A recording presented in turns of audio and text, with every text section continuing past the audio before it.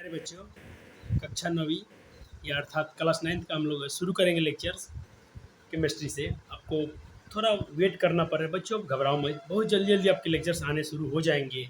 क्योंकि मेरे बच्चे जो ऑफलाइन पढ़ते हैं वो भी तो ऑनलाइन में जैसे आप बिल्कुल सेम चलते हो, तो कभी ऑनलाइन वाले मत घबराना कि आपसे सर बेईमानी कर रहे हैं।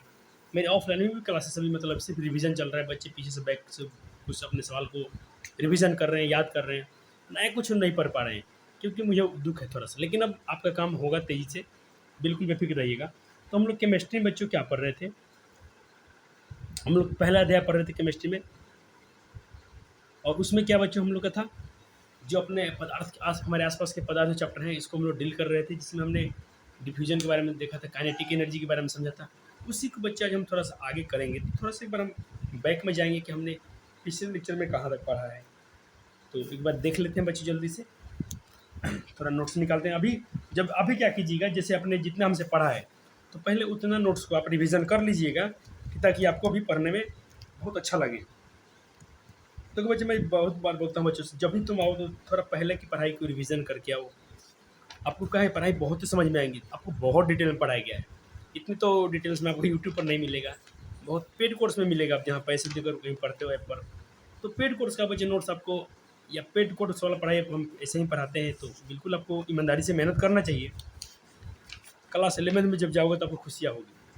तो बच्चों, यहाँ तक हमको याद आ रहा है। होमवर्क मैंने क्या बोला था, 1 तथा 2 अभ्यास करके आना है। जो शायद आपका वो चैप्टर था ना, उसमें का मैं दिया था, आपने बना लिया होगा, मेरे बच्चे बना लिए हैं। जिनसे नहीं बना होगा आप कमेंट कर देना, हम मिलवा लेंगे। लेकिन प्यारे बच्चे ने बना लिया था, अपने तो बच्चे ने बना लिया है, तो उम्मीद करता हूँ कि आपने भी इस क्वेश्चन को बना लिया होगा। नहीं बनाया हो तो जल्दी से लिखना कि सर मेरा नहीं हुआ है, तो हम आपको उसका कमेंट में ही उसका आंसर लिख देंगे, या आपको हम नेक्स्ट वीडियो में उसका बात कर लेंगे। सर सवाल कैसा है, सवाल ये बहुत ईजी था बच्चों, डिग्री सेल्सियस में बदलना, ये सवाल 1 और 2 बोला था ना, अभ्यास कर लेना, बच्चों ने कर लिया होगा। कितना आसान था। इसमें तापमान को सेल्सियस में यानी केल्विन से सेल्सियस में बदलना था, और इसमें केल्विन से सेल्सियस से केल्विन में बदलना था, केल्विन में बदलना है। क्या डिफिनीशन था बच्चों, थोड़ा सा आपको बताता हूँ कैसे बदलिएगा। 1-2 क्वेश्चन ही दिखाते हैं, जैसे यहाँ देखिएगा, जिसे 273 को सेल्सियस में, जैसे निम्नलिखित डिग्री को सेल्सियस में बदलें, सेल्सियस से केल्विन में बदलें, सेल्सियस में केल्विन में बदलना है, तो K-273 लगा देना, काम आपका हो जाएगा। और अगर आपको केल्विन से सेल्सियस में जाना है तो आप ये फार्मूला लगा दीजिएगा, जैसे ये केल्विन में दिया है और सेल्सियस में जाना है तो K-273 लगा दीजिएगा। इससे ये फार्मूला से काम हो जाता है। सेल्सियस से केल्विन में जाना हो तो ये, और सेल्सियस से केल्विन में जाना तो ये हो गया। केल्विन सेल्सियस में बताए थे, हाँ यहाँ बताया, यहाँ था केल्विन से सेल्सियस में जाना, तो यहाँ क्या लगना है, K-273, वहाँ पर K-273 लगाओ तो काम आपका हो जाता है। ये सवालें बन जाती थी। तीनों फार्मूला क्या था बच्चों, ऐसा था। थोड़ा हम तीनों फार्मूला की बार बातें कर लेते हैं। क्या था, एक अपना रिलेशन बन के आया था बच्चों केल्विन के लिए। केल्विन में बदलना तो क्या करना, सी डिग्री सेल्सियस प्लस 273, केल्विन में बदलना है तो डिग्री सेल्सियस प्लस 273 यानी 273 जोड़ देना, सेल्सियस में 273 जोड़ दोगे तो केल्विन मिल जाएगा। अगर आपको एक क्या रिलेशन था अपना, ये था, ये तो फ़ारेनहाइट वाला था, इसका तो यूज बहुत कम होता है। आपको एग्जाम में सिर्फ इतना ही पूछेगा, या तो केल्विन से या सेल्सियस, इसी से काम चल जाता है। तो ये फार्मूला आपके लिए मैं ड्राइव किया था, ये था। और क्या था, 3 थे ना, 3 संबंध, एक तो 1 हो गया, 2 हो गया, 3, हाँ 1 2 3, ये तीनों है, 1 2 3। सेल्सियस क्या था, K-273, और केल्विन क्या था, इसमें घटाना इसमें जोड़ना है, यही बस इतना ही फर्क है। आपने बना लिया होगा, उम्मीद करते हैं। तो आगे बढ़े बच्चों, हाँ सर आगे चलिए। बच्चों आप जरूर कमेंट करना, आपको हम करा देंगे। मैं चाहता हूँ आप खुद से करो। क्लास 10th वाले बच्चे कितने अच्छे हैं, जो पढ़ा दिया था ना, तो चैप्टर अपने से डील कर रहे हैं, फिर उनको जो होमवर्क होता है उसको करा देते हैं। तो चलो बच्चों ऐसा करते हैं कि मैं मिलवा ही देता हूँ, नहीं तो कुछ बच्चे सोचेंगे सर ने नहीं बनवाया, हम तो नहीं बनाए थे। चलो कोई बात नहीं, करा देते हैं। एक्सरसाइज वाले क्वेश्चन को हम तो जल्दी कराता हूँ। पहला सवाल क्या था, मान लो ये है, ये नंबर सवाल क्या है बच्चों, 300 केल्विन। क्या करना है बुआ जी, इनको 300 केल्विन को हमको बदलना है, थोड़ा छोटा कर दें, हाँ चलो, इसको सेल्सियस में बदलना है। तो मैंने सेल्सियस के लिए फार्मूला क्या बताया, जल्दी से बताइए। सेल्सियस का फार्मूला क्या है? आपने सेल्सियस का फार्मूला क्या पढ़ा है? आपने सेल्सियस का फार्मूला पढ़ा है, जो आपके सेल्सियस का फार्मूला होता है, डिग्री सेल्सियस जो होता है के माइनस 273, है कि नहीं प्यारे बच्चों? देखिएगा ध्यान से, डिग्री सेल्सियस बराबर के कितना है? 300 केल्विन माइनस 273 डिग्री सेल्सियस बराबर, सिर्फ जोड़ना घटाना है बच्चों। ओ सॉरी सॉरी सॉरी, कट रहा था ना, ठीक है। ये आपका फॉर्मूला याद होना चाहिए काम। डिग्री सेल्सियस केल्विन कितना दिया है? 300 केल्विन माइनस 273, घटा लो, 10 में से 3 गया 7, और यहाँ बचेगा आपका 9, 9 में 7 गया 2, और 2 2 खत्म, 27 डिग्री सेल्सियस। कितने आएंगे बच्चों प्यारे?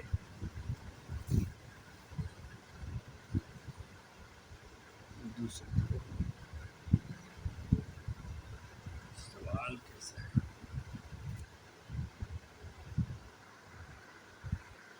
ठीक है, तो आपका आंसर आएगा कितना गया? 27 डिग्री सेल्सियस। कितना गया प्यारे बालक? अभी जो डिग्री सेल्सियस है यानी 27 डिग्री सेल्सियस आ गया। कितना डिग्री सेल्सियस? तो यहाँ सिर्फ आप लिखना है, कैसे लिखते हैं आप? सेल्सियस बराबर सेल्सियस, अब ये इसका डिग्री इधर आ जाएगा, तो आप कहेंगे आप सेल्सियस बराबर क्या, डायरेक्ट ऐसे लिख दो ना, 27, ये इधर आ जाएगा डिग्री सेल्सियस, ये 27 डिग्री सेल्सियस। दोनों में डिफरेंस रखिएगा, इसमें और इसमें थोड़ा गैप होना चाहिए। चलो, ये बन गया आपका। अब आते हैं इसके बी नंबर पे, आप नोट कर लेना, 573 केल्विन, यही सवाल है, 573 केल्विन। चलो इसको पहले बना लो। चलो फटाक से करें बच्चों। क्या फार्मूला आपने सीखा है? आपने सीखा है कि डिग्री सेल्सियस जो होता है के माइनस 273, के कैपिटल लिखना बबुआ, के प्यारे बड़े बच्चे बड़े लिखना बड़े अक्षर में, 273। केल्विन क्या दिया बच्चों? 573 केल्विन माइनस 273, घटा लेंगे, 3 में से 3 गया 0, 7 में 7 गया 0, 5 में से 2 गया 3, 300 डिग्री सेल्सियस आ गया। यानी 573 केल्विन में कितने डिग्री सेल्सियस होता है? 300 डिग्री सेल्सियस होता है। ठीक है प्यारे बालक? हाँ सर, बहुत अच्छा है। तुम बना लिए थे लेकिन फिर मिलवा देता हूँ। चलो, ये क्या था बच्चों? ये है केल्विन बदलना। इस बार डिग्री सेल्सियस में दे रखा है, 25 डिग्री सेल्सियस दिया है, इस बार केल्विन बदलना है, कोई टेंशन की बात नहीं है।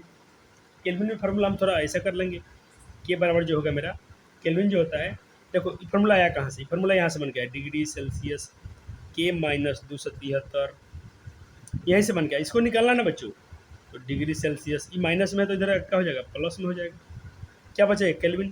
तो यही तो फार्मूला लगा देना है आपको। चलो, कौन सा फार्मूला लगा देना है? केल्विन बराबर डिग्री सेल्सियस में 273 जोड़ दीजिए, डिग्री सेल्सियस कितना है? 25 डिग्री सेल्सियस है, 273 जोड़ दीजिए, 7 5 5 3 8, 7 2 9, और 7 2 9 2, 298 केल्विन, 298 केल्विन ऐसा आ गया कुछ। ठीक है प्यारे बालक? हाँ सर। एक और क्वेश्चन है, इसको भी कर लो। 373 डिग्री सेल्सियस, तो केल्विन का फॉर्मूला लगा दो। क्या है? Degree Celsius minus plus 273, degree Celsius दिया है 373 डिग्री सेल्सियस प्लस 273, जोड़ देंगे आप, 3 3 6, 7 7 14, 2 3 5 1 6, ठीक है ना प्यारे बालक? जोड़ लेना, 3 3 6, 7 7 14, 2 3 5 1 6, ठीक है, 7 14 15, 2 3 5 6 डिग्री केल्विन में आएगा। सॉरी, ये तो छोड़ दो, ये तो था ना बच्चों, ये तो सेल्सियस में था ही, केल्विन में बदला ना, तब ये मात्रा हट जाएगा। आ गया 600 केल्विन, 640 केल्विन। ठीक है बालक? हाँ सर। बच्चों जोर गलती नहीं हो रही, 3 3 6 9 होते बालक, 3 3 6, 7 7 14, 2 646 आएगा। ठीक है। और सर जी जोर मिस्टेक हो गया, प्यारे बालक, हो जाता है कभी कभी। चलो, ये तो तुमको जोर लेना चाहिए था, इसीलिए बोला था करके आना। चलो, हो गया होमवर्क खत्म? कोई समस्या ना सर? क्वेश्चन अब से हो जाएंगे इसके आधार पर? हो जाएंगे सर। अब बच्चों देखो, इसमें अगर प्रैक्टिस करना है तो मैं आपको दूंगा, बहुत सारे क्वेश्चन दूंगा, टेंशन मत लेना। लेकिन क्या बात है, अगर जो बच्चा 2 बनाएगा ना 4 बना लेगा, सब में तो वही खाली फार्मूला याद होना चाहिए, आपको बन जाएगा। आइए बच्चों, आज हम बात करते हैं अपने नेक्स्ट टॉपिक पर। आज हम लोग क्या सीखने जा रहे हैं? थोड़ा सा बबुआ लोग 1 मिनट, हम आपके नोट्स को, बच्चों लिखना कुछ नहीं है, जब बोलेंगे तो लिखिएगा, जब बोलेंगे कि नोट कर लो, नोट्स बना लो, तो नोट्स बनाइएगा। पहले बातें को हम लोग समझेंगे, फिर समझ आने के बाद नोट्स कर लेना। क्लियर? देखिए प्यारे बच्चों, आज का टॉपिक क्या है? पदार्थ की अवस्था और उनके तर्क अंतर संबंध। अंतर संबंध मतलब बच्चों इंटर इंटर जो उनका कन्वर्जन होता है, जो उनका आंतरिक परिवर्तन होता है, इंटर कन्वर्जन यानी अंदर, कन्वर्जन मतलब बदलना। जब आंतरिक परिवर्तन होता है, कोई पदार्थ अंदर से बदलता है, तो उसमें क्या क्या उसके स्टेट में संबंध होते हैं, इसको जानना है।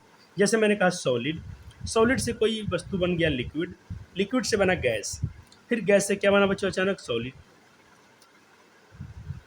ये क्या है? और देखो, सॉलिड से लिक्विड बना, लिक्विड से गैस, गैस से क्या बनेगा? लिक्विड, लिक्विड से फिर बनेगा सॉलिड। कभी सॉलिड से गैस बन सकता है, गैस से कभी सॉलिड। तो यह क्या संभव है? क्या ऐसा बातें संभव है कि कल सॉलिड से गैस बन जाए? देखो हम तो जानते हैं कि सॉलिड पहले बर्फ है, बर्फ बर्फ बर्फ, मान ले मेरे, ये बर्फ का टुकड़ा है, ये बर्फ का टुकड़ा है बबुआ, सॉलिड है। कैसा है? सॉलिड है। थोड़ा देर पिघलेगा तो पानी बन जाएगा, फिर से फ्रिज में रखेंगे, सॉरी सॉरी सॉरी ऐसे चलना है। सॉलिड से क्या बना? Liquid, liquid. अब उसको मैंने गर्म, पानी बन गया, उसको गर्म करेंगे। क्या करेंगे? गर्म, गर्म करें तो क्या बन जाएगा? भाप बनेगा, गैस बन जाएगा, भाप बन के निकलेगा। क्या कभी भाप से डायरेक्ट फिर से, क्या भाप जो होता है क्या उससे कठोर बन सकता है सॉलिड? हाँ, ये सब संभव है। क्या संभव? ये संभव है, तो लिखना यस। अब नोट करो आप, यहाँ से लेकर यहाँ तक, यस, हाँ संभव है। हम सारे बातें पढ़ेंगे। कहाँ होगा? ऊर्ध्वपातन में होगा कि जहाँ जहाँ ये बातें संभव है वहाँ हम लोग बात करेंगे। फिलहाल आपको ये नोट किया आपने? चलो, प्यारे बालक ने नोट किया। अब हेडिंग बनाइएगा। अब मेरे प्यारे बालक हेडिंग बनाएंगे आप लोग। इसको थोड़ा बंद कर दो। यदि उष्मा अवशोषण पर कोई बर्फ का तापमान, मान ली कोई बर्फ है, उसका उष्मा अवशोषण हो रहा है और उसका तापमान जो -5 डिग्री सेल्सियस से 0 डिग्री सेल्सियस हो जाए तो क्या होगा? ऐसा पूछा जा रहा है कि कोई बर्फ है, उष्मा का अवशोषण कर रहा है, उष्मा मतलब अवशोष कर रहा है, खींच रहा है, अंदर ले रहा है, उष्मा ले रहा है, लेकिन -5 डिग्री से 0 डिग्री सेल्सियस आएगा, यानी बढ़ेगा। पहले -5 था, क्या होगा? माइनस, फिर घटेगा। अब ये माइनस हो जाएगा, इसके बाद 4, -3, -2, -1, 0, फिर बढ़ना शुरू करेगा, 1 2 3। पहले घट रहा है, पहले तापमान घटेगा, फिर तापमान बढ़ते जाएगा। तो ऐसा हो जाए तो क्या होगा? ये प्रश्न है अपना। चलिए समझते हैं बातें को। मैंने माना बर्फ़ है, ये बर्फ़ का टुकड़ा है, टेम्परेचर क्या है बुआ जी इसका? माइनस में है, 5 डिग्री सेल्सियस। ठीक है, ये पहला तापमान है।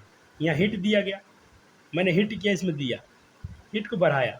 तो बढ़ाया तो कैसे लिखा हूँ? तीर का निशान ऊपर दिया हूँ, यानी हीट बढ़ रहा है। उष्मा इसमें बच्चों, उष्मा इसमें इंक्रीज कर रही है, उष्मा को दिया जा रहा है।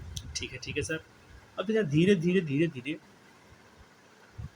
इसका बच्चों, अब तापमान जो था -5 था, जब हीट दिया गया तापमान बढ़ते बढ़ते बढ़ते बढ़ते, ये जो कम था ये तो कम है बच्चों, अब तापमान बढ़ के क्या होगा? 0।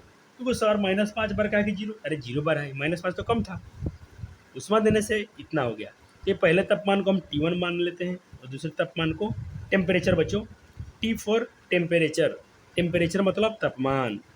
ठीक है बबुआ जी। और लेकिन प्रेशर, वायुमंडलीय प्रेशर जो होगा, वायुमंडलीय दाब होगा बच्चों, एक एटीएम लेना है, एक एटीएम द्वारा। अगर वायुमंडलीय दाब एक एटीएम रखते हैं, एटीएम क्या बच्चों? वायु द्वारा। यानी हवा में बच्चों क्या है? हवा भी हम पर प्रेशर डालती है। हम लोग कहीं बैठे हैं ना कहीं जितने ऑक्सीजन एटमॉस्फेयर में वायु हैं, एयर्स हैं, गैसेस हैं, सब गैसें बच्चों हम पर दबाव डालती हैं, जिसे हम लोग एटीएम में नापते हैं। ठीक है, इस एटीएम का पूरा नाम होता है एटमॉस्फेरिक प्रेशर, और हिंदी में बोलते हैं वायुमंडलीय दाब। आपके एनसीईआरटी में इसकी बातें, बहुत अच्छी बातें लिखी गई हैं। आप जब मैं आपको बताऊँ तो वहाँ से पढ़ लीजिएगा, हो सके तो नोट कर लेना। ठीक है, अब क्या होगा? तो ये तो पहला फेज हो गया बच्चों। ठीक है, अब दूसरा स्टेप देखिए क्या होगा। हीट दिया आपने, हीट दिया आपने, इसमें तो क्या होगा? काइनेटिक एनर्जी बढ़ेगा, जाहिर सी बात है। जैसे मैंने आपको दिखाया था, गर्म पानी में रंग डाले थे, जल्दी से घुल रहा था। क्यों? क्योंकि गर्म पानी की क्या होती है? काइनेटिक एनर्जी बढ़ती है। यहाँ हीट दिया गया है, हीट बढ़ा है तो काइनेटिक एनर्जी बढ़ेगी। इसका हिंदी क्या होता है बबुआ जी? इसका हिंदी होता है गतिज ऊर्जा बढ़ेगी। हाँ सर, हमको पता है। और गतिज ऊर्जा बढ़ती है तो बच्चों टेम्परेचर भी बढ़ेगा।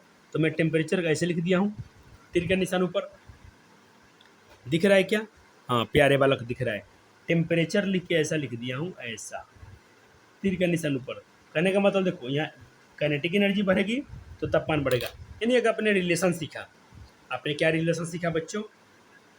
कि जब किसी पदार्थ की काइनेटिक एनर्जी बढ़ाएंगे, आपने सीखा कि जब किसी का हम काइनेटिक एनर्जी बढ़ाएंगे, बच्चों हम काइनेटिक एनर्जी को शॉर्ट में लिख लेते हैं, इसको हिंदी में कहते हैं गतिज ऊर्जा।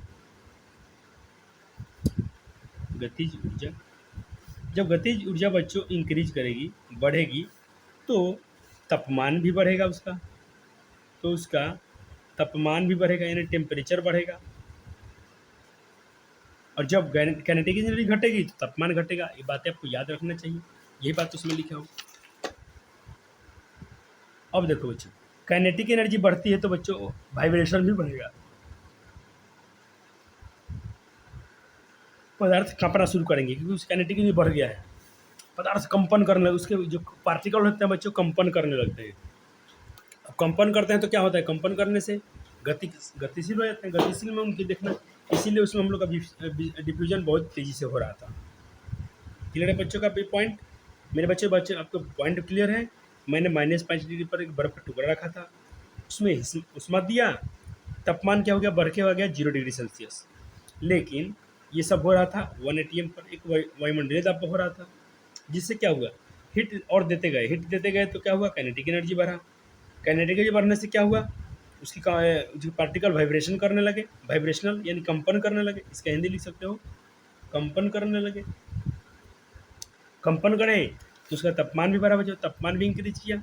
इतना प्यार बच्चों ने नोट किया? हाँ सर, आगे चलते हैं। इसीलिए बच्चों देखो, अब मैंने आपको लिखने का समय दिया कि नहीं दिया, तो कभी घबराना मत, कभी घबराइएगा मत कि सर आपको लिखने नहीं देंगे, बिल्कुल देंगे बच्चों, आपके लिए नोट्स बनाया गया है, ये नोट्स आपके लिए ही है। अब देखो बच्चों, आप जब उसको हीट दे रहे थे तो उस हीट को आप ऑब्जर्व कर पा रहे थे, क्योंकि पानी धीरे धीरे गर्म हो रहा था, हीट बढ़ रहा, तापमान बढ़ रहा था।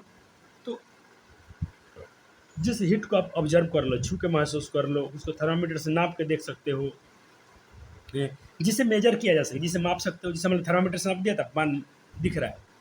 तो जो तापमान दिखता है, जिसको महसूस किया जा सकता है, इस वैसे ऊष्मा को बोला जाता है, वैसे तापमान को बोला जाता है सेंसिबल हीट। क्या बोलते हैं बच्चों? Sensible heat. सेंसिबल मतलब होता है महसूस करना, यानी वैसा ऊष्मा हीट जिसे आप मापा जा सके, थर्मामीटर से नाप लो, किसी यंत्र से नाप लो, हाथ से छू कर देख लो, यानी जिसको तुम महसूस कर सको या माप सको, वैसे वैसे हीट को बोला जाता है। हीट मतलब बच्चों ऊष्मा होती है, गर्मी होती है। वैसे ऊष्मा को हम क्या बोलते हैं बच्चों?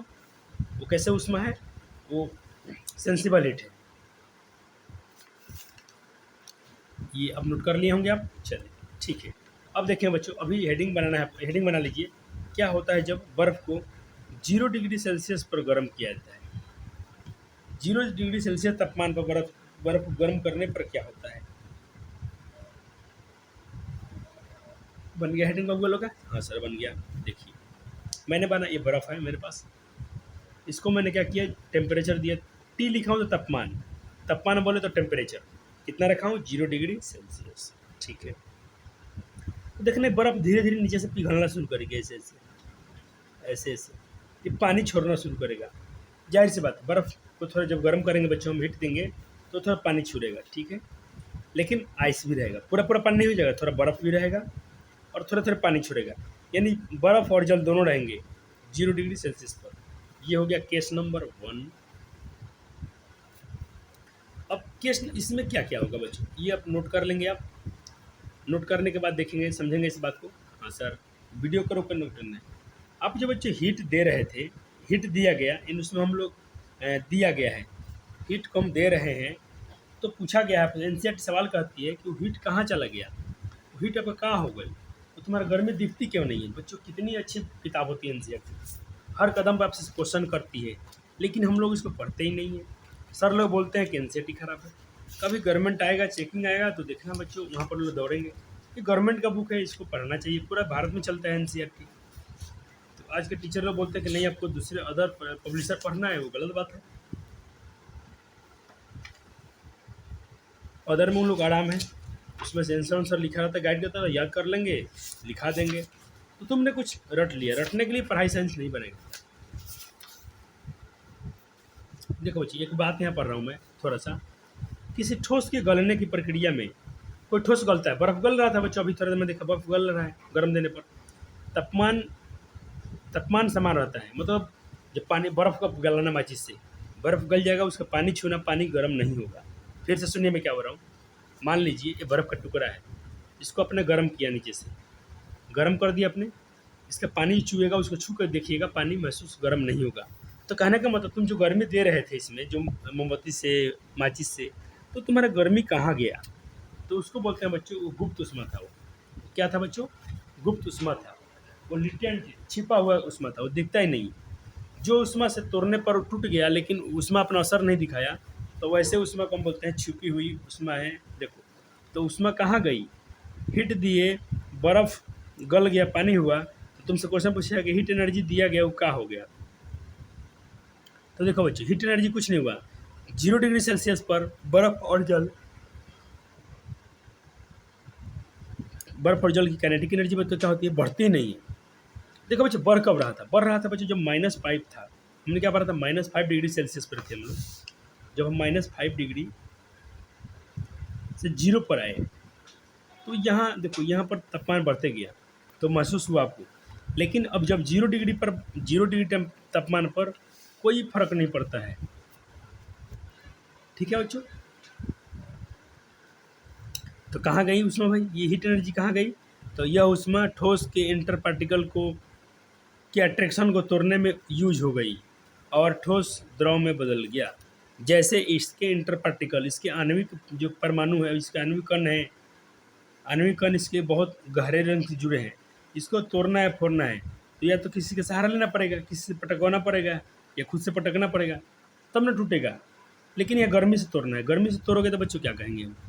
गर्मी से जब हम तोड़ रहे हैं, तो इसको बोलेंगे भाई उसी में यूज हो गया, यानी जो उसके पार्टिकल, जो बर्फ़ थे या कोई पार्टिकल था, उसके इंटरनल, जो उसका आंतरिक बल है बच्चों, और उसके आंतरिक बल जो थे उसके बच्चों, वो फोर्स ऑफ अट्रैक्शन को तोड़ने में यूज हो गए, तब पानी बना है और ठोस द्रव में बदल जाती है। कितनी सुंदर लाइन, नोट करेंगे आप? ठीक है बच्चों? हाँ सर, मान लो बर्फ़ है, इसको पिघलना है, तो इसके बर्फ़ ठोस क्या है? उसके इंटर पार्टिकल फोर्स है। पूरा केमिस्ट्री में हम पहले ही बताए थे बच्चों, हम लोग फोर्स ऑफ अट्रैक्शन के बारे में पढ़ेंगे। बस ये जो है, यही इसी कारण कोई चीज़ क्या होती है बच्चों? कठोर है, द्रव है, गैस है, और उसके आणविक डिस्टेंस, ये देखो, एक तो फोर्स ऑफ अट्रैक्शन FOA, इस पर कितना बल है, बल के कारण, और दूरी, डिस्टेंस, फोर्स ऑफ दूरी। जैसे मान लो कि किसी के पार्टिकल की दूरी, किसी के पार्टिकल नज़दीक नज़दीक है, किसी के पार्टिकल दूर दूर है, और किसी के पार्टिकल बहुत दूर है। तो बहुत दूर वाले गैस का होते हैं, द्रव में थोड़ा दूर, ठोस में पूरे घने होते हैं। बस एक फोर्स और एक इनका डिस्टेंस पार्टिकल की, बस इतना ही ख्याल रखना है। आप पूरा केमिस्ट्री का चैप्टर मज़े मज़े में पढ़ लेंगे और मज़ा आ जाएगा आपको। सर, तो आपने समझ गए कि जब 0 डिग्री पर बर्फ़ को पिघला रहे थे, बर्फ़, आपका बर्फ़ गर्म होकर रहे थे 0 डिग्री पर, तापमान बढ़ा ही नहीं रहे थे, 0 डिग्री रखे थे, तो उतना बर्फ़ आपका, उसकी काइनेटिक एनर्जी कहाँ गई? बात करें उससे क्या होता है इसमें, उसकी काइनेटिक एनर्जी यानी गतिज ऊर्जा स्थिर रहती है। कांस्टेंट मतलब बच्चा होता है स्थिर, लिख लेना। जिन्हें प्यारे बच्चों को लगता है इंग्लिश थोड़ा टफ है, पता है बच्चों, मैं आपको इंग्लिश में जानबूझ के क्यों पढ़ता हूँ? क्योंकि मैं चाहता हूँ कि मेरे बच्चे आगे चल के कोई जॉब करें, बच्चे मेरे जब जॉब करें, या बच्चे ये क्लास 11th में जब जाओगे, 12th में जाओगे, BS मतलब इंटर के आगे पढ़ाई करोगे। कई बच्चे आपके घर में कोई बड़े भाई हो ना, तो पूछना उनसे कि जब BSc करेगा, अभी आपका पढ़ाई, अभी पढ़ाई कैसे चलेगा? अभी 9th में हो, ठीक है, बहुत अच्छा प्लेटफॉर्म है बच्चों, यहाँ से आपको मेहनत करना चाहिए। और 9th में तुमने ध्यान दे दिया ढंग से, तो बच्चों आपका फ्यूचर यहीं से क्रिएट होता है, यहीं से, मतलब जैसे न्यू समझते हैं, न्यू, देखो हम लोग कोर्स भी न्यू पढ़ते हैं, न्यू, न्यू मतलब बच्चों जब हम लोग घर में न्यू पढ़ते हैं, न्यू, उसमें पिलर देते हैं बहुत मजबूती, क्योंकि यहीं पर तुमको सब कुछ क्लियर करना पड़ेगा। अगर बच्चों क्लास 9th में तुम ढंग से पढ़ लेते हो, जो यहाँ मस्ती करेगा बच्चों आगे चल के फिर पछताएगा, उसका जॉब नौकरी होता नहीं है, बहुत मुश्किल होता है। और तुम अपना सिलेबस से पढ़ो ना खाली। मैं क्या कहता हूँ आपको, 5-20 आपके 5 पेपर है, साइंस, सोशल साइंस, सबको थोड़ा थोड़ा समय दे दो, जितने बुक है सबको थोड़ा थोड़ा पढ़ते रहो, मस्त। ऐसे नहीं पूरा प्रेशर है, टेंशन नहीं। अच्छा बोलो मैथ में तुमको दिक्कत होता है ना? सर मैथ तो बहुत प्यारा बना दिए। अच्छा साइंस में जितना पढ़ा है कहीं दिक्कत हो रहा है? नहीं सर। थोड़ा सा बच्चों आपको एफर्ट क्या लगाना पड़ेगा, मतलब बार बार रिवाइज करो पीछे से जाके। कभी अपने माता पिता को धोखा मत दो, कभी अपने माता पिता को धोखा आपको नहीं देना है। आपको क्या करना है, बातें को रिवीजन करते रहना है। कभी हाँ मन आपको लगता है कि नहीं पढ़ने का मन नहीं, थक जाऊँ, सो जाना, आराम कर लेना, कहीं जाके दौड़ना पौड़ना नहीं है, आराम से सो जाओ। कि वो सो जाओगे तो क्या होगा, शरीर में थोड़ा एनर्जी बनेगी, सोने से दिमाग हल्का रहता है, फिर उठना जब, फिर पढ़ने लग जाना। तो ऐसा नहीं कि जब दिमाग काम नहीं, ज़बरदस्ती नहीं करना है, सो जाना, मस्त आराम कर लो, रिलैक्स हो जाओ, थोड़ा सा घूम फिर लो, फिर पढ़ने बैठ जाओ। यानी सब विषय को टारगेट है कि तुम्हारा डेली पढ़ना है। अब मैं कोशिश कर रहा हूँ, आपको बहुत जल्दी लेक्चर मिलते रहेंगे, आपको टेंशन की ज़रूरत नहीं है। तो ये बच्चों आपका 9th, अगर आप यहीं से पुनः BSc वाले बताएंगे आपके बड़े भैया लोग कि इंटर में तो काम चल जाता है मिला जुला के बिहार बोर्ड में, उसके आगे आप जब ISc कर लोगे, इंटर ऑफ साइंस से कर लोगे, आप BSc साइंस से नहीं पढ़ सकते हो, आपका सपना टूट जाएगा, क्योंकि वहाँ प्योर इंग्लिश में होता है, प्योर इंग्लिश। तो अभी से सब बातें को इंग्लिश में जाना है, वो kinetic energy, inter particle force, force of attraction. तो बच्चों आगे चल के अब क्या होगा, वो सर जी हमको नौवीं में सब बातें उड़ा रहे थे, हम तो बहुत बहादुर हैं। हाँ, तुम सच में बहादुर हो, क्योंकि तुम अच्छे प्लेटफॉर्म पर रहे हो। वीडियो शेयर करना बच्चों, हर बच्चे के पास पहुँच जाना चाहिए। बोलना बच्चे मत घबराएं, मैं तो हिंदी बता रहा हूँ ना, हिंदी लिख लेना, ठीक है, चलो हिंदी लिख लेना। हीट एनर्जी का मतलब होता है बच्चों उष्मा ऊर्जा, इसका हिंदी क्या होता है, उष्मा ऊर्जा। उष्मा ऊर्जा दिया मैंने, इसे आग दिया था सब, ठीक है। लेकिन बर्फ का काइनेटिक एनर्जी नहीं बदला, तो जब काइनेटिक एनर्जी नहीं बदलेगा तो तापमान भी कांस्टेंट। देखो टेम्परेचर, शॉर्ट में लिखा हूँ टेम्परेचर, टेम्परेचर बच्चों शॉर्ट में लिखा गया है टेम्परेचर, टेम्परेचर, टेम्परेचर भी कांस्टेंट, कांस्टेंट भी शॉर्टकट में लिखा है बच्चों, कांस्टेंट। इसका हिंदी होता है बच्चों स्थिरांक या नियत। इसको बहुत सारा, जैसे बुक में जाओगे ना, कोई बुक इसको नियत लिखता है, नियत रहता है, कोई बच्चों का स्थिरांक भी लिखते हैं कुछ लोग, इसको स्थिरांक रहता है। आपको डरना नहीं है, कांस्टेंट मतलब स्थिर होता है, बस बदल जो ना बदले, स्थिर है। तो आपने पढ़ा कि कहाँ गई आपकी, तो अपने इसकी ये उष्मा ऊर्जा कहाँ गया मेरा, यह उष्मा ठोस के पार्टिकल को तोड़ने में खपत हो गई, ठीक है बच्चों। उसके inter particle force of attraction को तोड़ने में यूज हो गई, खपत हो गई, और ठोस द्रव में बदल गया, लेकिन पानी गर्म नहीं हुआ। चलो, और यह उष्मा, जो इसी उष्मा को बोलते हैं बच्चों, जो जो उष्मा आपने दिया लेकिन गर्म भी नहीं हुआ, उसके काइनेटिक एनर्जी में बदलाव नहीं आया, लेकिन आपका ठोस द्रव बदल गया। तो जो ये उष्मा है बच्चों, जो आपको दिखे नहीं, महसूस नहीं हो रही है, एक तो महसूस होती है सेंसिबल हीट, ये हीट सेंसिबल हीट नहीं है, इसको बोलते हैं बच्चों गुप्त उष्मा, लेटेंट हीट, लेटेंट हीट, ये गुप्त उष्मा है। चलो, ये गुप्त, इसको हम लोग बोलते हैं गुप्त उष्मा, और इसे गुप्त उष्मा को, और इसे गुप्त उष्मा इसलिए कहते हैं बच्चों क्योंकि इसे मापा नहीं जाता है। गुप्त, ATM का पिन गुप्त रहते हैं लोग, गुप्त मतलब होता है बच्चे जो छिपा कर रखना, किसी को बताना नहीं है, ये दिखे नहीं, जो किसी को बताना नहीं, सिक्योर, सिक्योर। ओके बच्चा, हाँ सर मज़ा आ रहा है, मज़ा आ रहा है बच्चे, नोट्स बना ले मेरे प्यारे बालक, मेरे प्यारे भाई बहन, नोट्स बना लेंगे, सुंदर सा सुंदर सा सुंदर सा। अब हम पढ़ेंगे बच्चों आज यहाँ पर melting point, force, fusion point. देखो MP से लिख दिया हूँ मेल्टिंग पॉइंट, पूरा देखो कितना सजा के नोट्स बनाए हैं। मेल्टिंग पॉइंट, इसका हिंदी होता है बच्चों गलनांक, मेल्टिंग पॉइंट का हिंदी होता है गलनांक। फ्यूजन पॉइंट यानी गलनांक बोलो या संगलन बोलो, संगलन या गलनांक, इसका भी हिंदी भी लिख दिया हूँ, टेंशन आपको लेना नहीं है। अगर बच्चों बर्फ़ का मेल्टिंग पॉइंट पूछा जाए या फ्यूजन पॉइंट पूछा जाए, कह देना 0 डिग्री सेल्सियस होता है। कब, जब प्रेशर 1 atm हो तब, यानी वायुमंडलीय दाब 1 atm हो। तो बर्फ़ का गलनांक पूछा जाए आपसे, गलनांक क्या होता है, बर्फ़ का गलनांक क्या होता है, मेल्टिंग पॉइंट क्या होता है, तो 0 डिग्री सेल्सियस। पेपर बच्चे आपको डरना मत है, आपका पेपर इंग्लिश में रहता है। मैं थोड़ा दिखा दूँ मेरे प्यारे बालक को, मेरे प्यारे बालक को मुझसे घबराना कि सर जी क्या आपका हमको कुछ उल्टा पुल्टा पढ़ा रहे हैं क्या, ना मेरे बालक, तुम अच्छा करोगे, अच्छा स्कोर लाओगे तो मेरा नाम होगा कि नहीं होगा, कि नहीं होगा, हाँ सर होगा आपका नाम। कोई चाहेगा कि मेरा नाम खराब हो जाए, ना बालक, पेपर मिल जाए, एक पेपर मिल जाए हमको। चलो देखिए बालक, जो भी क्वेश्चन आपसे पूछा है, जैसे यहाँ देखो किस तापक्रम पर, किस तापक्रम पर शुद्ध पानी का घनत्व तो मैक्सिमम होता है। देखो यहाँ पर इसका देखो सारा इंग्लिश लिखा है, at what temperature the density of pure water is maximum, लिखा है कि नहीं लिखा है। तो तुम डरना मत, जो आपको इंग्लिश में पढ़ा ना, मेल्टिंग पॉइंट, बॉइलिंग पॉइंट, सब इंग्लिशों में लिखा रहेगा, पकड़ना, हमको तो इंग्लिश भाई याद है, एकदम धो देना है, ठीक है ना बालक। ओ सर मज़ा आ गया, आपने मेरा डर दूर कर दिया, यही बालक, सब कुछ दूर होगा, कन्फ्यूजन दूर होगा, डर दूर होगा। सिर्फ बने रहो लेक्चर में। नए बालक को बोलना कि बिल्कुल भरोसा करेंगे सर पर, मैं आपका एक भी क्वेश्चन छूटने नहीं दूंगा। NCERT से भी हम लोग एडवांस पढ़ने जा रहे हैं, तो डरना किस बात का। NCERT आपका झुंझुना की तरह दिखेगी, और बोर्ड तो NCERT से ही क्वेश्चन करती है। MP से मेल्टिंग पॉइंट, IFP से फ्यूजन पॉइंट, दोनों 0 डिग्री सेल्सियस होता है। कब, जब तापमान 1 atm हो तब। अब बच्चों latent heat of melting of ice, यानी मेल्टिंग पॉइंट आइस का जो होता है बच्चों, ये तो हो गया। उसका जब गुप्त ऊष्मा पूछा जाए, बर्फ़ का गुप्त ऊष्मा का मान कितना होता है, तो याद रखना 3.34 गुना 10⁵ जूल प्रति केजी, इतना उसका लेटेंट हीट गुप्त ऊष्मा होता है। इतना हम एनर्जी देंगे ना तब जाके बर्फ़ पिघलता है, ये एनर्जी हमको मालूम नहीं चलेगा कैसे। हम लोग लेटेंट हीट है, गुप्त ऊष्मा है, इतना तो खाइए जाएगा पहले एनर्जी, इतना हम लोग गर्मी ले लेगा तब बर्फ़ पानी बदलेगा, अब पानी बदलते बाद इतना हमको ऊर्जा दें तब जाके वो गर्म होगा, बाद में धीरे धीरे बर्फ़ गर्म होगा। लेकिन इतना एनर्जी जूल केजी, इतना हमारा एनर्जी खा जाएगा वो, एडवांस है। इतनी हीट पर 1 केजी बर्फ़ पिघलेगा, याद रखना। 1 किलो बर्फ़ को पिघलाना है तो पहले इतना जूल, वैसे लिखा है जूल पर केजी मतलब 1 केजी। 1 केजी जूल जब हम इतना इतना 3.4 गुना 10⁵ जूल लगाएंगे, 1 किलो बर्फ़ मेरा पिघल जाएगा। क्या भाई मज़ा आएगा सर? अरे सर मज़ा आ रहा है, मज़ा आ रहा है। केमिस्ट्री ओहो, तुम रुक जाना थोड़ा बालक, थोड़ा सा रुको। जैसे हम थोड़ा खाली होते हैं ना तो सिलेबस भी तुम्हारा फास्ट चलाएंगे और सबको तुम तहस नहस कर देगा। क्लास में तुम टप्पर बनेगा अपना, ना तुमसे कुछ जल्दी अझुराएगा और किसी को अझुराना भी नहीं देना, एकदम दबा के रखना है। तुम हीरो बन के रहना और तुम रटना नहीं है।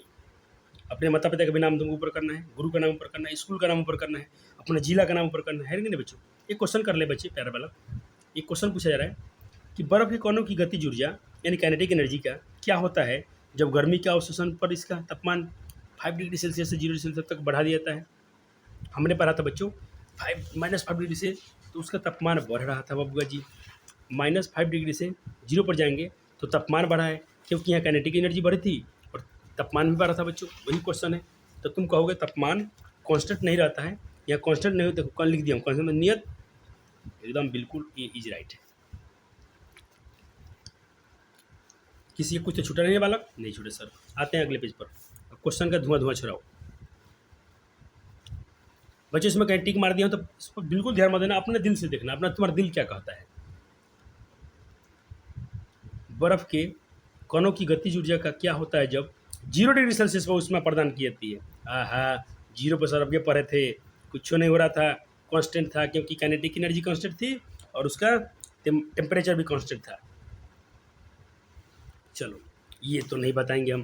300 केल्विन को सेल्सियस में बदलें, कितना हुआ? जल्दी जल्दी ये कर लेना, ये तो बिल्कुल इसमें हिंट्स नहीं देंगे। तेरे बालक ने किया इसका आंसर? केल्विन से बच्चों मैंने सिखाया था फार्मूला, अभी तो क्वेश्चन किए थे हम लोग, कितना 2-3 को बनाए थे कि सेल्सियस से केल्विन जाना है, केल्विन सेल्सियस में आना है, आराम से कर लोगे, कर लेना बालक। बिल्कुल हम नहीं बताएंगे आपको, फार्मूला लगाइए, घटाइए, जो आंसर का मारिए। चलिए, तापमान कैसे मात्रक बच्चों? तापमान कैसे मात्रक क्या होता है? Celsius, Fahrenheit, kelvin. तापमान कैसे मात्रक? केल्विन। तापमान किस में ना पता है बच्चों? केल्विन में है।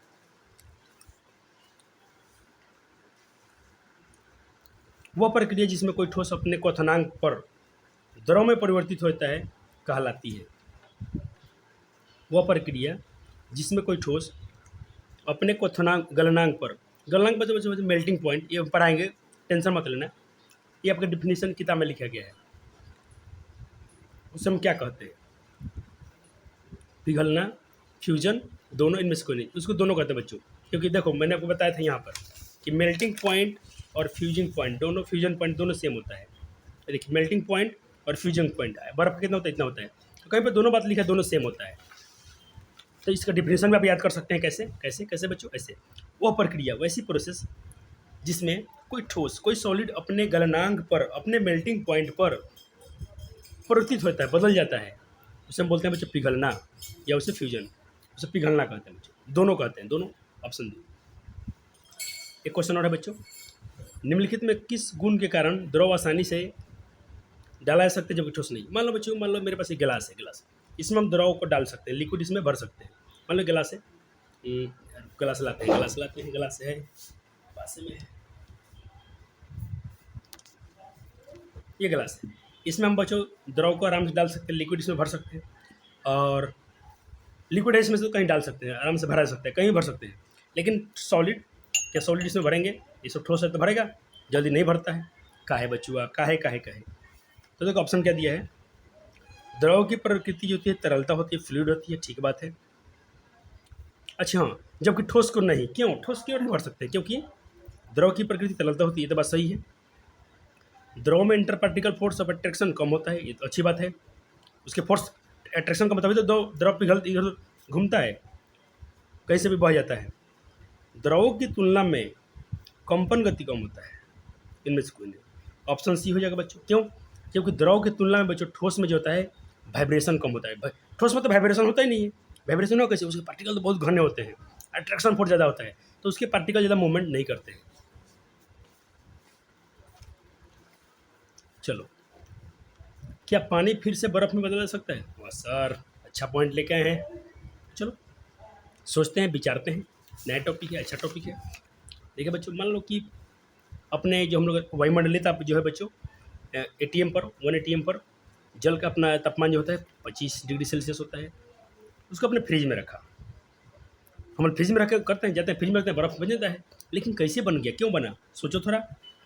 जैसे बर्फ़ रखते हैं बच्चों, उसका तापमान ज़्यादा है, फ्रिज का तापमान बच्चों 0 डिग्री सेल्सियस या उससे नीचे होता है, उससे भी कम होता है, या 0 डिग्री इतना ही मान लो, तो lower than temperature 0 degree Celsius होता है, न्यूनतम तापमान होता है फ्रीजर का। अब देखो, आपने पढ़ा कि जो डिफ्यूजन होता है, चाहे कुछ भी जो भी कंसंट्रेशन होते हैं बच्चों, उस तापमान से न्यूनतम कोई भी चीज़ जाएगा तो हाई से लो की तरफ जाता है। तो देखो बच्चों, इसका उच्च तापमान है, इसका न्यूनतम तापमान है। और इसका आपने पहला पॉइंट पढ़िएगा, आप कैसे बर्फ बनता है। तो पहला पॉइंट बच्चों, उच्च तापमान से निम्न तापमान की तरफ उसमें एनर्जी, हीट एनर्जी कहाँ मूवमेंट करेगी? कभी जाएगी उच्च से निम्न की ओर, यानी ज़्यादा। मान लो यहाँ गर्मी है ज़्यादा है, यहाँ गर्मी कम है, तो यहाँ गर्मी धीरे धीरे यहाँ आती है। जैसे मान लो लोहा है, हम यहाँ गर्म करेंगे यहाँ, तो पहले यहाँ ज़्यादा गर्म होगा, धीरे धीरे से गर्मी इधर जाएगा, यानी उच्च से निम्न की जाता है, फ्लो करता है। अच्छी बात है सर, फ्लो मतलब प्रवाह होता है। और हीट एनर्जी बच्चों स्केप मतलब जब मुक्त होना, निकलना। दूसरा, अब इसका देखो क्या होता है, इसका एनर्जी कहाँ जाएगा? इससे बाहर निकलेगा, उससे निम्न की ओर। इधर ठंडा है फ्रिज में, ये मान लो फ्रिज है, फ्रिज का जो इसमें ठंड, ये बर्फ, ये पानी जो है कंटेनर में, बर्तन में, इसका तापमान ज़्यादा है, लेकिन फ्रिज के जो आवरण है, जगह है, उसमें तो तापमान कम है, तो इसका गर्मी कहाँ जाएगा? उच्च से उसकी गर्मी में जाएगा, उच्च से ज़्यादा की ओर, क्योंकि ज़्यादा है उसकी गर्मी कम है। फिर क्या होगा?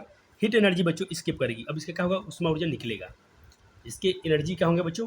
स्केप मतलब निकलेंगे, तो उष्मा एनर्जी निकलेगा, तो काइनेटिक एनर्जी घटेगी बच्चों। हमने क्या बताया था, जब उष्मा देते हैं तो काइनेटिक एनर्जी बढ़ती है। यहाँ उष्मा तो बच्चों मुक्त हो रही है, उष्मा इसमें से निकल रहा है। पहले 25 डिग्री होगा, धीरे से घटेगा, 23 होगा, 24 होगा, 22 होगा, 21 होगा, घटेगा ना टेम्परेचर।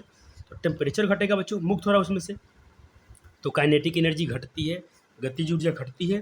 तो गतिज ऊर्जा घटेगी तो तापमान, क्योंकि दोनों भाई हैं, काइनेटिक एनर्जी और तापमान। काइनेटिक एनर्जी बढ़ाओगे तो तापमान बढ़ेगा, काइनेटिक एनर्जी घटेगी तो तापमान घटेगा। वाह सर, क्या अच्छी बात है। अभी कब तक घटेगा? कब तक घटेगा है ये जल? जब तक 0 डिग्री सेल्सियस तक न चल जाए, या 0 डिग्री सेल्सियस तक घटेगा। उसके बाद क्या होगा सर? क्या बर्फ बन गया? नहीं। अब देखना क्या होगा। अब क्या होगा बच्चों, यहाँ से वहाँ तक लिख लिए थे बच्चे, प्यार वाला लिख लिए थे मेरे प्यार वाला, दिखा देते हैं फिर से, क्योंकि पहले बोला हूँ समझना, अब लिखना है, अब लिख लेंगे।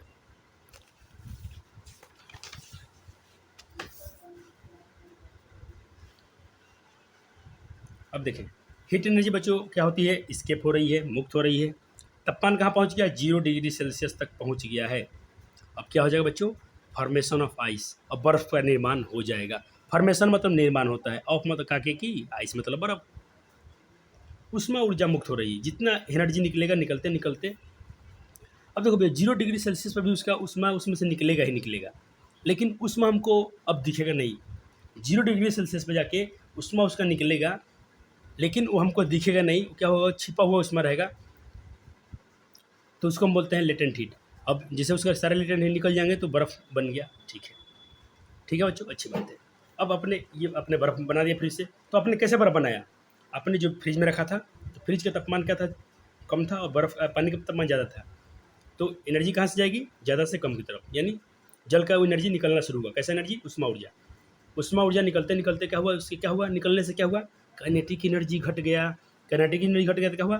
तापमान घट गया। ऐसा कब तक चला? 0 डिग्री सेल्सियस तक चला। 0 डिग्री सेल्सियस जाने पर भी क्या हुआ बच्चों? और उसका जो छिपी हुई उष्मा थी वो भी निकल गई, और धीरे धीरे बर्फ़ आपका तैयार हो गया। अब बच्चों एक बात लिखा गया यहाँ पर, जो सॉलिड होते हैं बच्चों, सॉलिड से अगर लिक्विड में हम जाते हैं, देखना बच्चों तीर कैसे लगाया हूँ। कभी अब तीर ऐसे मत लगाना, गलत होगा। अब थोड़ा आप केमिस्ट्री जब पढ़, अब तुम थोड़े बच्चे अब सियाने हो रहे हो, क्लास 8 से पहली बार अब तुम थोड़ा अच्छे से टर्म सीखने जा रहे हो। मैंने साइन ऐसा लगाया है, ये उत्क्रमणीय होता है बच्चे, इसको हम लोग बोलते हैं रिवर्सिबल, इसको हम लोग इंग्लिश में बोलते हैं साइन को ऐसे रिवर्सिबल ऐसा। तुम ऐसा मत कर देना, गलत कहलाएगा। ये सिर्फ एक दिशा में है, ये दोनों दिशा में है, तो इस डायरेक्शन को बोलते हैं उत्क्रमणीय, रिवर्सिबल इंग्लिश में। चलो, यानी जब सॉलिड से लिक्विड में जा गया तो उसको जो मेल्टिंग पॉइंट, फ्यूजिंग, इसको बोलते हैं मेल्टिंग और फ्यूजन, गलन या संगलन, ठीक है। लेकिन लिक्विड से आप ठोस फिर बना दोगे तो इसको बोलते हैं बच्चों हिमकरण या घनीकरण, यानी बर्फ बना रहे हो तुम। इसको हम सब पढ़ेंगे कि मेल्टिंग पॉइंट किसे कहते हैं, सबका डिफिनेशन है बच्चों। अभी तुम खाली इसको फील कर लो मन में, बाद में तो रटना हम तुमको नहीं पड़ेगा, बाकी लोग रटेंगे। देखो अगर हमको सिर्फ डिफिनेशन पढ़ा के जाना होता बच्चों ना, तो कब का चैप्टर खत्म कर दिए होते। 2-2 पेज 3-3 पेज का है, इसमें तुमको लिखाना गलनांक, मेल्टिंग पॉइंट लिखवाना है। इसको बोलते हैं बच्चों मेल्टिंग पॉइंट, मेल्टिंग पॉइंट। तो क्या करते हैं हम, लिखवा देते हैं जिस जिस तापमान पर ठोस पिघलकर द्रव में बन जाता है वह इसका गलनांक कहलाता है। हो गया हमारा काम। लेकिन आपको फील दिलाया जा रहा है ना बच्चों, फील्ड के साथ आप पढ़ रहे हो, क्या हो रही है उसमें, रियल में क्या हो रहा है, तो इसमें थोड़ा समझ आता है बच्चों, क्योंकि आपको रटना नहीं पड़ेगा। अब देखो बच्चों, यदि तापमान 1 एटीएम यानी 1 एटमॉस्फेयर हो, तो जल का फ्रीजिंग पॉइंट जो होता है, जो फ्रीजिंग पॉइंट यानी उसको बर्फ़ बनाने की जो क्षमता होती है 0 डिग्री सेल्सियस होता है। याद रखना इसको। ये नोट हो गया आपका, हाँ प्यारे बालक हो गया। अब चलें बच्चों, एक क्वेश्चन कर लेते हैं, जल्दी से करें क्वेश्चन, जल्दी से करें क्वेश्चन का आंसर। जब 0 डिग्री सेल्सियस पर बर्फ़, पानी को बर्फ़ बनाने पर के लिए जम जाता है, तो 0 डिग्री से नीचे उसी तापमान पर यह क्या है, क्या करेगा, यह क्या पर, यह उसी तापमान पर यह है क्या है, कुछ ऊष्मा सोख लेता है, कुछ ऊष्मा छोड़ता है, कुछ न ऊष्मा छोड़ता है, न छोड़ता है, न मुक्त करता है, पहले सोख लेता है फिर छोड़ता है। देखो 0 डिग्री सेल्सियस पर पानी है, बर्फ़ जो होता है 0 डिग्री सेल्सियस पर जल रहता है, पानी रहता है,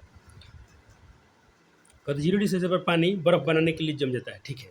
मतलब पानी को अगर हम 0 डिग्री सेल्सियस पर ले जाते हैं तो पानी मेरा बर्फ़ बन गया। लेकिन अब 0 से और नीचे ले जाएंगे तो क्या होता है, कुछ ऊष्मा सोख लेता है, कुछ ऊष्मा छोड़ता है, न छोड़ता है। जल्दी करो, अब देखो तुम आंसर। ओ, जिन जिन बच्चों ने कहा था ये सही है, क्योंकि ऊष्मा छोड़ता है बच्चों, ऊष्मा मुक्त करता है, तभी तो बर्फ़ बना था। स्किप करता है बच्चों, तो जो पढ़ाएंगे उसी से क्वेश्चन पूछा जाएगा, इसलिए तुम डरना मत, बिल्कुल अपने कॉन्सेप्ट पर ध्यान देना, आपका काम हो जाएगा।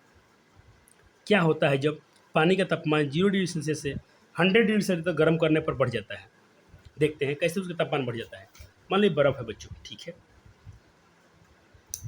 अपने थोड़ा इसको ये बर्फ़ क्या हुआ बच्चों, अब पिघलना शुरू किया, इसका गलना शुरू कर रहेगा, यानी मेल्टिंग अपने पॉइंट पहुंचा, और बर्फ़ से धीरे धीरे पानी बदल रहा है, ठीक है, जल बन गया, ठीक है।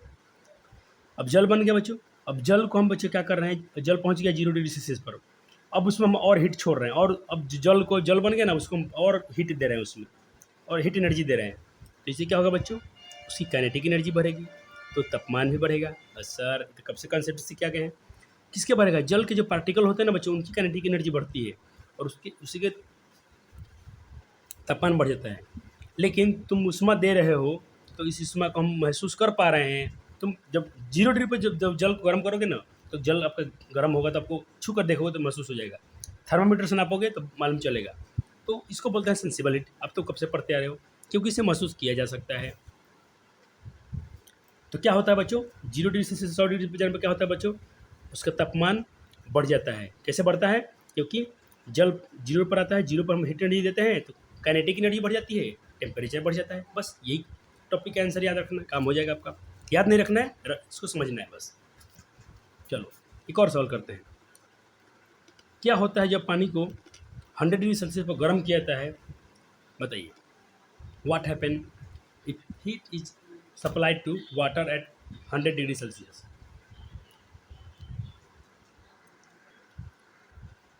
चलो अब इनको समझते हैं थोड़ा सा जल्दी से। आ जाओ वाला, देखो पहला, इसमें हम पहला फेज पढ़ेंगे, पहला चरण, पहला नॉलेज, पहला ज्ञान लेते हैं इसमें। पहला क्या होता है इनके साथ, देखिएगा ध्यान से। क्या होता है जब पानी को 100 डिग्री सेल्सियस पर गर्म किया जाता है। 100 डिग्री सेल्सियस पर क्या होता है बच्चों, खोलने लग जाता है कोई भी चीज़। तो इसको पहले देखो हम एक शब्द पढ़ेंगे यहाँ पर, वाष्पन।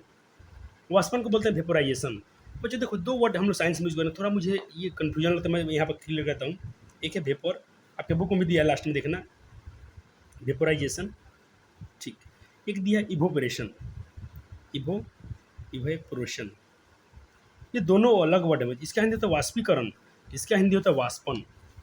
ये है वाष्पन, ये है वाष्पीकरण। तो बच्चों बिल्कुल नया नया चीज़ है, ये अलग अलग है।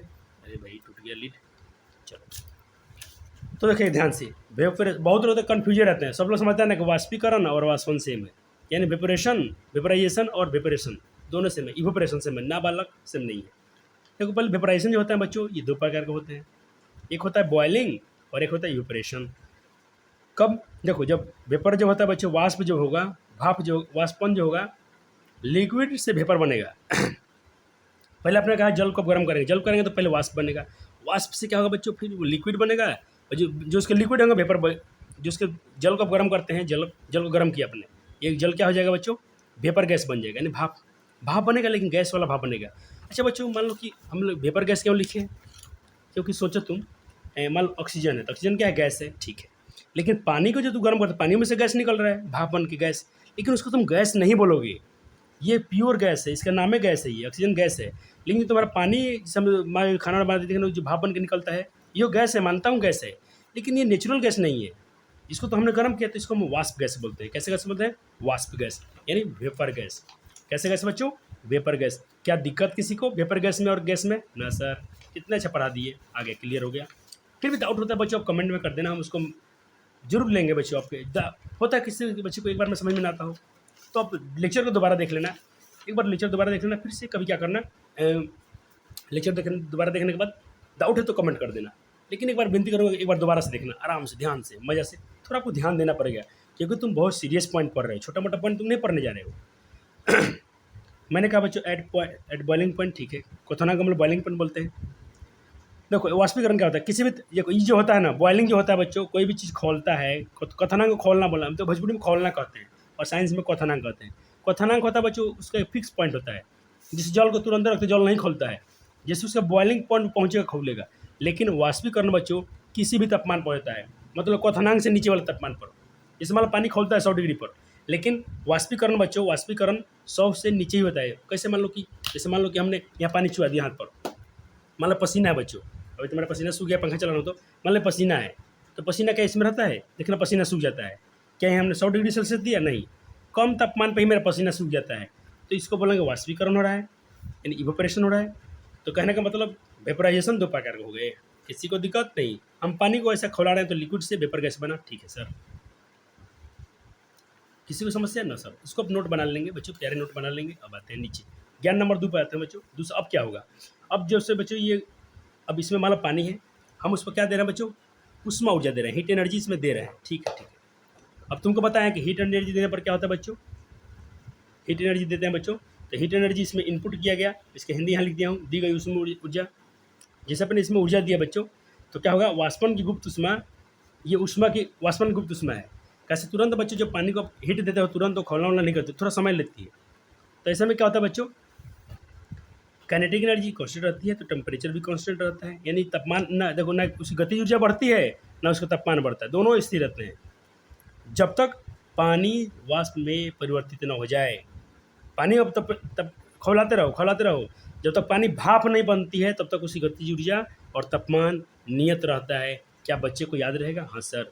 अब मैंने कहा बच्चे, जब उसमें ऊर्जा जब दे रहे थे, अब पानी भाप में जब तक ना बन जाए उसकी काइनेटिक एनर्जी नहीं बढ़ती है, तो जो तुम हीट दे रहे हो क्या हो रहा है, वो बच्चों लेटेंट हीट है, लेटेंट हीट है। किसका लेटेंट हीट है, लेटेंट हीट ऑफ वेपोराइजेशन, यानी वाष्पन की गुप्त उष्मा है ये, वेपोराइजेशन मतलब वाष्पन, ये वाष्पन वहाँ संगलन की गुप्त उष्मा थी, यहाँ है वाष्पन की गुप्त उष्मा है। इसका वैल्यू याद रख सकते हो, 22.5 गुना 10 के पावर जूल पर केजी, या जूल पर केजी, ऐसे याद कर सकते हो। अब बच्चे आते हैं, ठीक है, ज्ञान नंबर 3, पदार्थ की अवस्था में, यानी जो उसका इंटरकन्वर्जन, जब उसका इंटरकन्वर्जन होता है, मतलब आंतरिक बदलाव, जैसे मान लो कोई पदार्थ है, उसके जो अंदर में जो गुण है, जो पार्टिकल सॉलिड है, पूरे सटे सटे हैं, अब जब उसके अंदर के मतलब कुछ परिवर्तन होगा, आंतरिक परिवर्तन होगा, तब तापमान स्थिर रहता है, क्योंकि काइनेटिक एनर्जी स्थिर रहती है। तो किसी, अब इस बात को याद रखना कि जब किसी पदार्थ की अवस्था में जो उसका इंटर कन्वर्जन, उसके अंदर की बनावट चेंज होती है बच्चों। इंटर कन्वर्जन पर तापमान, सॉरी, उसकी जो इंटर कन्वर्जन पर तापमान, जो उसका मान लो चीज़, कोई चीज़ गैस में बदल रहा है और उसका तापमान बच्चों स्थिर है, तो समझ लेना कि उसकी काइनेटिक एनर्जी भी स्थिर होती है, यानी उसकी गति ऊर्जा भी स्थिर होती है। तो बस आप यही लिखा गया, काइनेटिक एनर्जी स्थिर, स्थिर कांस्टेंट, तो टेम्परेचर भी कांस्टेंट। क्या प्यारे बालक समझ गए बात को? सर मैं बच्चे थोड़ा मैं तेज़ी में हूँ, क्योंकि थोड़ा लेक्चर भी अपलोड करने होते हैं आपको, क्लासेस भी रहते हैं ऑफलाइन, तो फिर थोड़ा इस सब बातों का ध्यान रखना पड़ता है। लेकिन मैं उम्मीद करता हूँ कि आपके नोट्स योर समझ में आ रहे होंगे।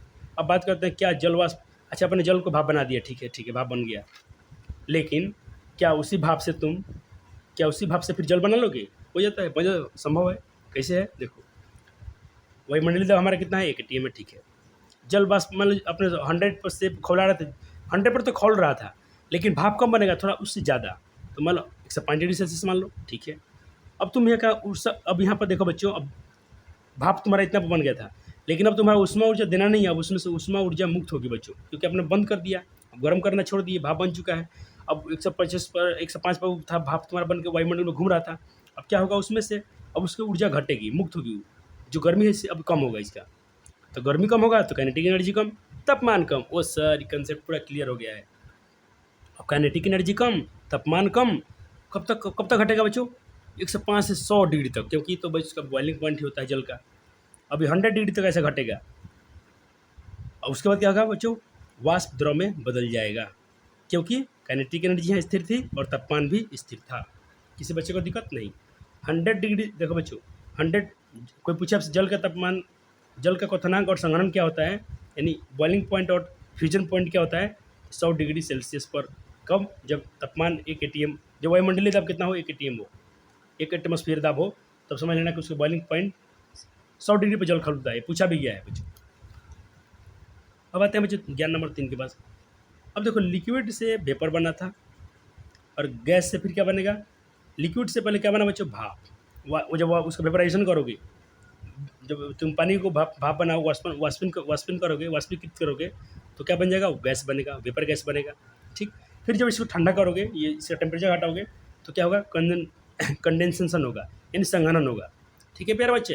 हाँ सर, हम सब पढ़ेंगे बच्चे, वेपराइजेशन क्या है, कंडेंसेशन सबका डिफिनीशन है, तुम थोड़ा घबराओ मत। अभी तो मैं जितने जो टॉपिक है ना, सबका डिफिनीशन पढ़ना है, सबके बारे में पढ़ना है, तो आपको सिर्फ मज़े से पढ़ते चलना है। चले प्यारे बच्चे, अब मैं आपको पहली बार, जबकि एनसीईआरटी में नहीं, ये कंपटीशन लेवल पर पढ़ाया था बच्चों को, तो आपको ग्राफ मैं खींचना सिखाता हूँ। ग्राफ, इसको हम ग्राफ को कैसे दिखाएंगे कि तापमान कैसे होता है। देखो मानो बच्चों, ये मेरा वाई एक्सिस है, ये एक्स एक्सिस है। कब पढ़ेंगे सर? मैथमेटिक्स में पढ़ना है, जब हम निर्देशांक ज्यामिति पढ़ेंगे तो वहाँ पढ़ना है एक्सिस के बारे में। मान लो कि मैं 0 पर नहीं लिया हूँ, जल का तापमान ले लिया हूँ -5, यानी यहाँ पर 0 है तो 0 से मैं नीचे लिया हूँ, ठीक है।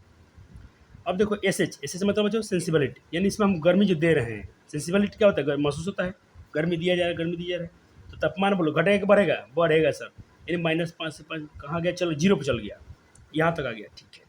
अब फिर इसमें हम क्या करेंगे बच्चों? और तापमान देंगे, तब क्या होगा? अब मान लो कब तक, अब ऐसे जाएगा ये सीधा, पहले माइनस था तो 0 आ गया, 0 पर मान लो कोई बर्फ़ है, तो बर्फ़ तुम्हारा -5 से 0 पर आके अब क्या बना? पानी बन गया है। अब फिर उसको गर्म करो, करते करते करते अब कहाँ जाओगे? यहाँ तक आओगे, जब तक पानी ना बदल जाए, बर्फ़।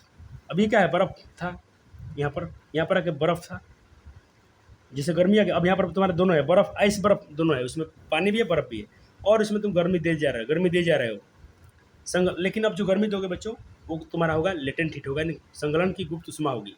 तो इसमें क्या होगा बच्चों? अब तुम्हारा ये धीरे धीरे जाएगा, मतलब कोई इसमें प्रभाव, इस ग्राफ नीचे ऊपर नहीं जाएगा, क्योंकि जब तक पानी न बन जाए, फिर पानी बन गया, अब तुम हीट दोगे, फिर इसमें दोगे तुम मैसेज, फिर अब ऊपर जाएगा ये, फिर गर्म होगा और इसका तापमान बढ़ेगा, फिर क्या बन जाएगा? भाप, वाष्प बन जाएगा। फिर कहाँ तक जाएगा ये? जब तक ये उसका, ये मतलब इतना हम पढ़ने, इसके ऊपर भी जाता है तापमान, लेकिन आपको इतना ही तक आपको सिलेबस में है, तो एक्स्ट्रा ही पढ़ रहे हो तुम, ऐसे चला गया। फिर क्या सीखो? देखो -5 से हम 0 पर आए, तो यहाँ तक आए, कब तक इतना रहेगा तापमान? जब तक उसकी गुप्त उष्मा पानी में उसको पूरा पूरा वाटर ना बन जाए, अभी तो मिक्स है, थोड़ा जैसे बर्फ़ नहीं चूता है, थोड़ा बर्फ़ है चूरा है, पूरा पूरा पूरा बर्फ़ गल जाएगा, पूरा पानी मतलब उसका पिघल जाएगा। पिघलने के बाद बच्चों उसको हम क्या बोलेंगे? तापमान, जो उसमें पिघल रहा है वहाँ तक, उस तापमान को हम बोलते हैं संगलन की गुप्त उष्मा। पानी बन गया, और गर्मी दोगे तो फिर भाप बन जाएगा, जानते हो, फिर भाप तुम्हारा स्थिर रहेगा।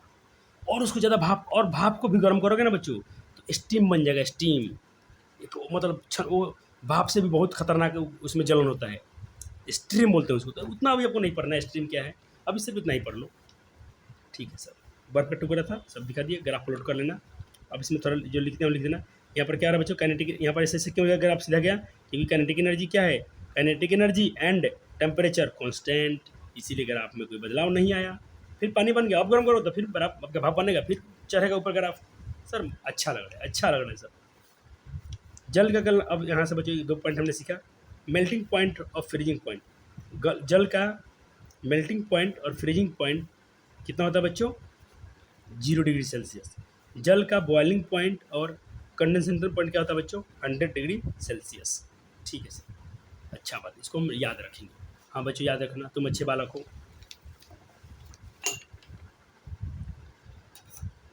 चले अब आते हैं बच्चों, इस एक मैं क्वेश्चन करने जा रहा हूँ, जो बता देगा ना आंसर समझेगा तुम ग्राफ पढ़ लिया, तुम ग्राफ समझ गया। अच्छा एक बात सर बताते हैं, ओके का फुल फॉर्म क्या होता है।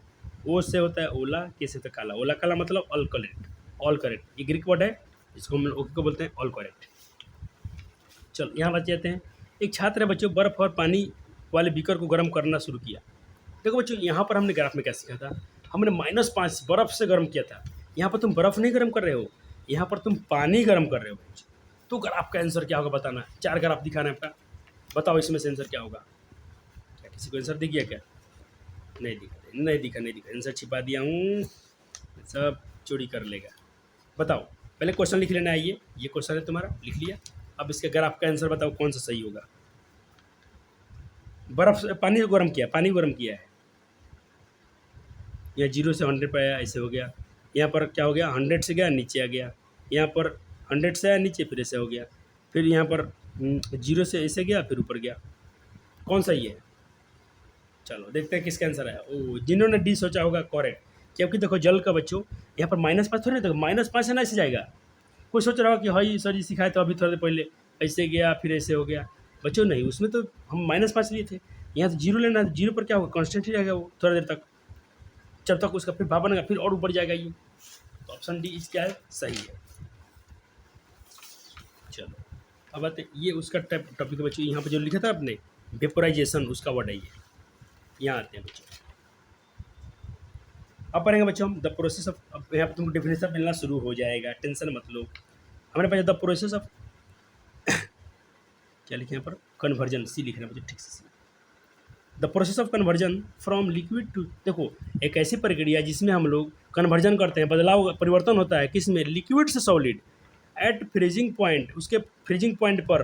तो इसे हम क्या कहते हैं, इसे हम कहते हैं बच्चों फ्रीजिंग या सॉलिडिफिकेशन कहते हैं। इसको हिंदी में लिख दी सर। चलो हिमकरण या जमुना किसे कहते हैं, घनीकरण।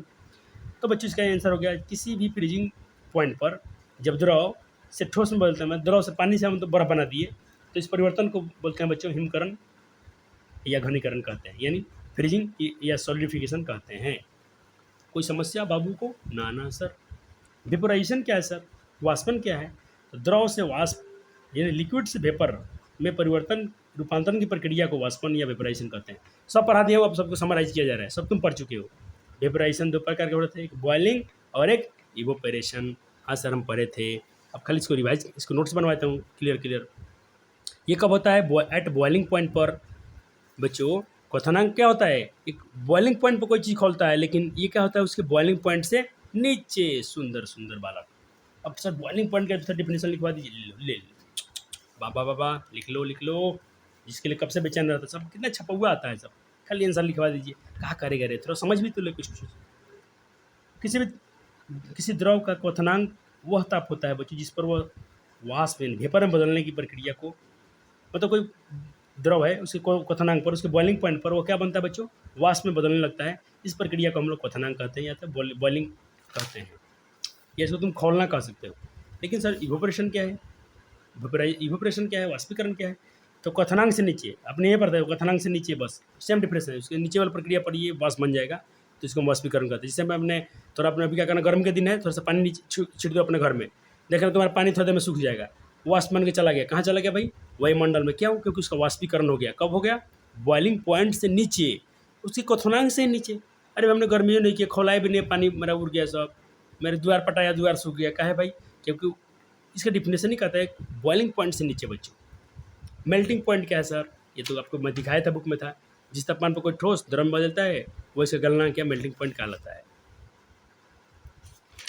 चलिए, अब होंगे बच्चों का कुछ ये। बच्चों आप हर बार जरूर ऊपर लिखना कि तुम क्या पढ़ रहे हो। तुम पढ़ रहे हो बच्चों केमिस्ट्री। मैं थोड़ा बच्चों आलसी हो गया हूँ आजकल। तुम आलसी मत बनना। जितना पेज है हर पेज के ऊपर क्या लिखना है? पहले बुक का नाम, हम पढ़ रहे हैं केमिस्ट्री, ठीक है, ऐसे याद होता है। अब केमिस्ट्री में हम लोग क्या पढ़ रहे हैं? चैप्टर, इसका जरूर ऐसे लिखना। ऐसे क्या होगा बच्चों, आपको पूरे चैप्टर का नाम याद रहेंगे। ये लिख ले, आपको याद रखना है। सब पढ़ा दिया हूँ। लेटेंट हीट मतलब लेटेंट हीट ऑफ फ्यूजन, यानी बच्चों क्या? गुप्त उष्मा किसका बच्चों? बर्फ का। और थी वेपराइजेशन का, यानी वाष्पन का, जल का वाष्पन का गुप्त उष्मा क्या होता है? 22.5 जूल पर केजी, इसका है इतना, ठीक है।